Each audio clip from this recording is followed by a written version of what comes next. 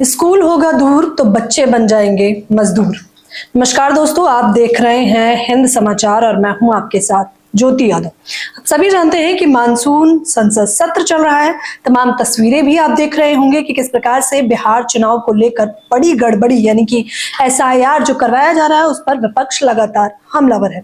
तेजस्वी यादव, अखिलेश यादव, राहुल गांधी, प्रियंका गांधी या फिर यूं कहूं कि लोकसभा से लेकर राज्यसभा और राज्यसभा से लेकर बिहार की विधानसभा, चारों तरफ चर्चाएं हैं। तो बिहार में चल रहे एसआईआर की कि किस प्रकार से बड़े स्तर की धांधली होने वाली है। सभी की निगाहें यही थी कि आखिरकार संसद सत्र के दौरान इस पर पीएम मोदी का क्या जवाब आएगा, गृह मंत्री अमित शाह क्या कुछ बोलेंगे और तमाम बीजेपी के नेता क्या कुछ बोलेंगे। लेकिन तस्वीरें आप लगातार देख रहे हैं कि लोकसभा स्पीकर ओम बिरला लोगों को शांत कराने का प्रयास कर रहे हैं और कुछ ही मिनटों में संसद सत्र को वो स्थगित कर देते हैं।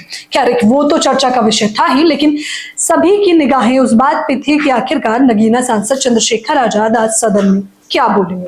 सदन में नहीं तो सदन के बाहर ही सही तख्ती पकड़कर चंद्रशेखर आजाद खड़े हो जाते हैं, जिसमें वो बताते हैं कि किस प्रकार से स्कूल अगर दूर होगा तो बच्चे मजदूर बन जाएंगे और यही शायद सीएम योगी आदित्यनाथ की सरकार चाहती है।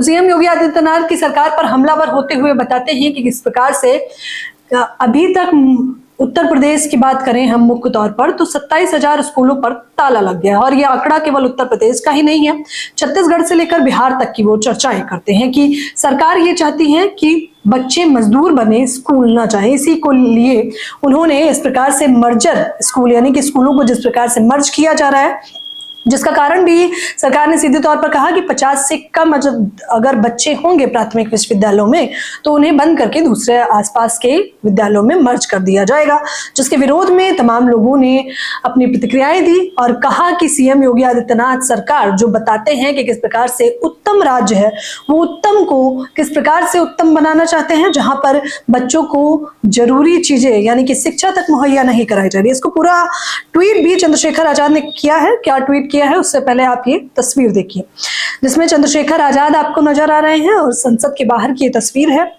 बैनर पकड़ा हुआ है जिस पर लिखा है शिक्षा का अधिकार छीनने की साजिश बंद करो, शिक्षा का अधिकार सीएम योगी आदित्यनाथ की सरकार।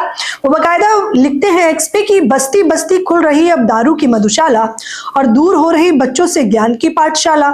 जिस देश में ठेके नजदीक और स्कूल हो दूर, समझो वहां बेखबर है हाकिम, अंधे हैं दस्तूर। सिर्फ यही नहीं, आगे वो उससे भी बड़ी बात लिखते हैं। वो कहते हैं योगी सरकार ने दावा किया था कि हम बच्चों की शिक्षा के लिए कंपोजिट विद्यालय बनाएंगे, लेकिन कंपोजिट विद्यालय की जगह कंपोजिट शराब की दुकान खोली जा रही है। फिर वो हैशटैग में लिखते हैं सेव विलेज स्कूल, यानी कि प्राथमिक विद्यालय कितनी आवश्यक है। इस वीडियो को मैंने हिंद समाचार के माध्यम से पहले भी बताया था, जब सरकार का ये कहना था कि जगह जगह स्कूल, कस्बों, गांव में शिक्षा मुहैया कराने के लिए प्राथमिक विद्यालय का होना बेहद आवश्यक है। प्राथमिक विद्यालय 1 किलोमीटर के दायरे में ही होंगे जिससे बच्चों और उनके परिवार को स्कूल आने जाने में दिक्कत ना हो। लेकिन सीएम योगी आदित्यनाथ की सरकार अब शायद यूपी में खास तौर पर नहीं चाहती कि शिक्षा को आगे बढ़ाया जाए, क्योंकि वो तो चाहते ही हैं कि आप कावड़ में उलझे रहें, आप धर्म की राजनीति में उलझे रहें, आप मुद्दों की राजनीति ना करें, न शिक्षा मांगे और न ही रोजगार। लेकिन इस पूरी मुहिम को खोल दिया है चंद्रशेखर आजाद ने और